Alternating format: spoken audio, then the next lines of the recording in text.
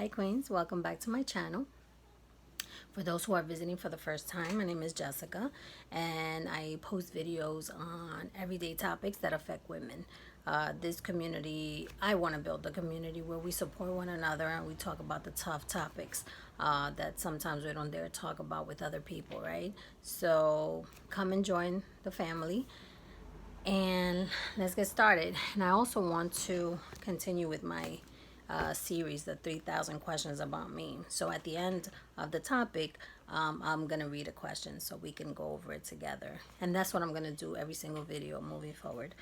There are 3,000 questions in that book, and it's going to be a while before we go through the book. And I know that they have a series on Amazon. So when we finish this book, I'm going to get the next one. So today I wanted to talk about trust. What does trust mean to you? What is trust? So trust to me is being able to let your guard down in front of people that you are constantly around, whether it be family or people that you're dating, a significant other, colleagues, those type of relationships, your everyday relationships, right? And so whether they're professional or personal. But what happens when someone betrays your trust? You know, for me, it's really difficult to get over a betrayal. I don't know if I've mentioned this in my other postings, but I'm a Sagittarius, and Sagittarians are very, not that we're resentful, but once we're through with something or someone, we're done. Like when we say no, it's no. And so that's how I handle betrayal.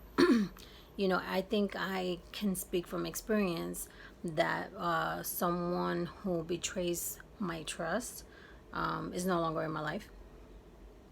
I haven't been betrayed many, many times in my life because I'm very guarded. I've always been very guarded. And, but I can say that two people, I would say two people who I was really, really close with, betrayed my trust, my love. And so what I did was just kick them out of my life. I know that that may not be the best way of handling things. That's just my way of handling things. And I know that for some women, it's harder to let go. I don't have an issue letting go. And I don't think that that's necessarily a good thing either. Because, I mean, I don't want to land by myself, Sorry, and I just got home from work. It's 6:40 right now. And it's so hot in New York. So anyway, yeah, like I was saying, I don't want to be alone for the rest of my life. I want to be able to trust again, but it's really hard, and I think that the first step to getting help is one, talking about it. I think that one of the ways that you can overcome those feelings of betrayal and things like that, and those ugly feelings that arise, right, is by going to counseling. And I am so pro counseling. I think that therapy and counseling help you in so many ways, and not just to overcome those challenges that you feel or that you come across in life, but also you explore things about yourself that you never even imagined. And there's always growth, personal growth through therapy.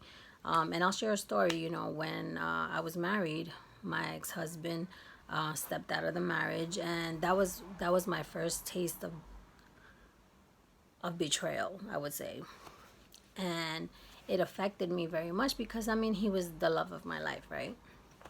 And so I immediately, sought counsel, not just in my mom and my grandmother and my aunts, but I also sought help, professional help. So I went to counseling, and I realized during counseling that, the trust issues were not going to go away if I didn't talk about it.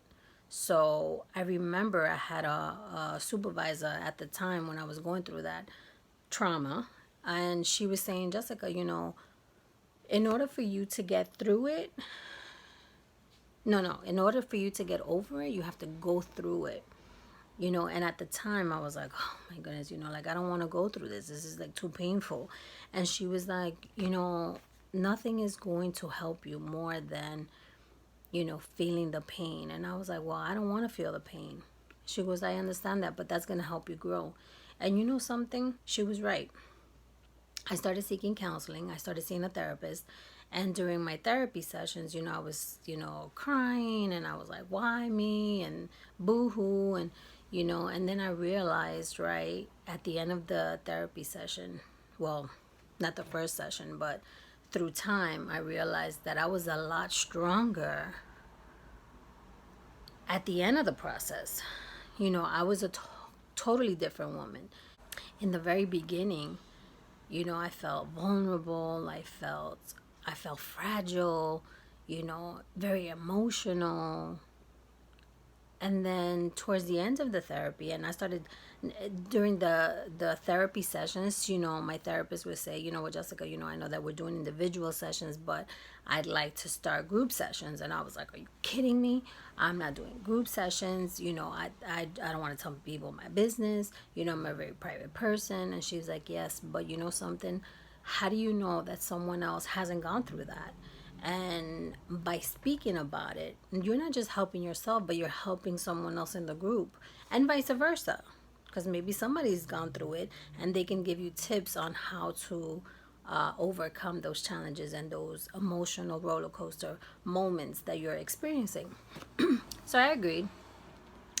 And can I tell you that by the end, when I finished the therapy sessions, like I was just out there again. I mean, I wasn't dating or anything, but I bought a calendar, and I started, writing in, coffee dates with like my friends from the job, and my personal friends that I had all my life, and I was arranging like trips to Florida to see my cousin, and it was just, it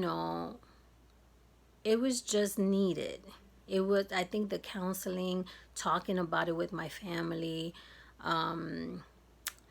helped me overcome those trust issues. And I know that sometimes, you're in different relationships and these things creep up, right? But not everybody's the same. I'm not saying my story to say that my ex-husband is a bad man. He's not. He's a great guy. He was a great provider. He is a decent man. And I can't say anything bad about him. I mean, he made a mistake, like we all do, right? Because we're not perfect. And it cost the marriage, but you know something?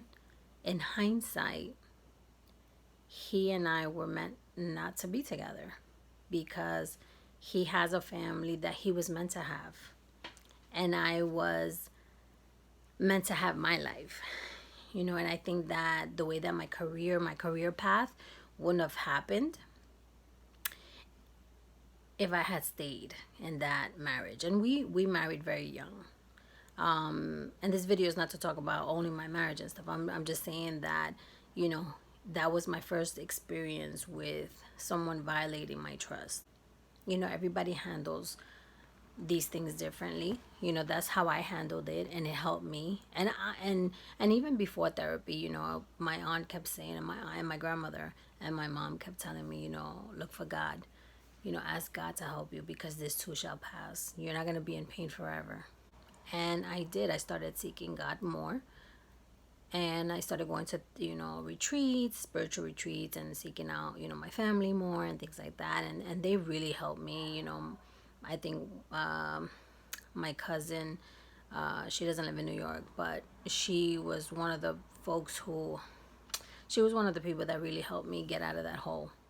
And so my message to you is, cling to, one, to God, and two, cling to the people that are going to get you through this. Because I'm pretty sure that you have someone. Everybody has somebody. You're never alone.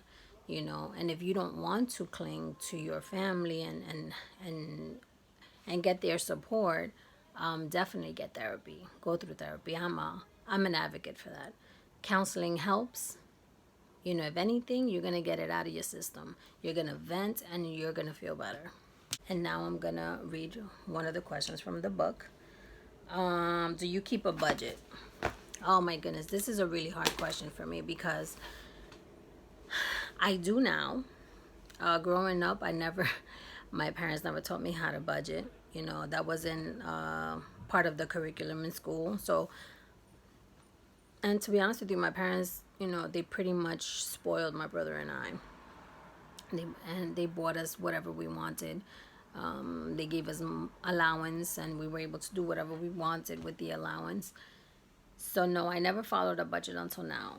And the reason why, as an adult, I started budgeting was because I realized that I was making great money. You know, like I said in one of my videos, I work for the city, and so I was making great money, and I was just blowing it off on clothes and shoes. And not that I don't buy that stuff now. I'm just more conscious about how I spend money. You know, I started looking at. There was a time where I started looking at all the receipts that I was bringing home from like shopping and stuff like that. There was a time where I was a shopaholic, and I mean, in hindsight, I think about it now, and I'm like, I could have been a millionaire by now. So that taught me a lesson. And then something else that taught me a lesson about budgeting was I lost my job, right? So I was out of work for 2 years, and I had money saved up, but then I wasn't getting hired anywhere because it was like the crash of 2008, 2009. And so it was really hard to find a job. And during those times where I was applying for work and getting called for interviews and sending my resumes, and I still wasn't getting hired for 2 years. It was torture.